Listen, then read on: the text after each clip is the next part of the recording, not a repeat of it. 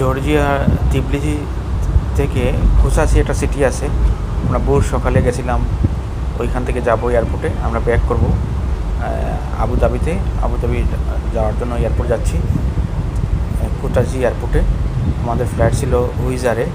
অনেক সুন্দর একটা অভিজ্ঞতা হয়েছে, এবং অনেক সুন্দর দেশটা, আপনার কী বলবো, জর্জিয়া দেখার মতো।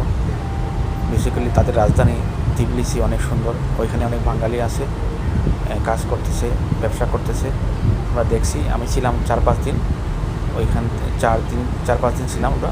তারপর কুচাজি চলে আসছি ফ্লাইটে, এখানে একদিন ছিলাম। শহরটা দেখছি আমরা সুন্দর, এবং তাদের এয়ারপোর্টের কাছাকাছি চলে আসছি আমরা। তো এয়ারপোর্টে আমাদের এখন ড্রপ করবে, ড্রপ করার পরে আমরা এয়ারপোর্টের জন্য যাবো আর কি।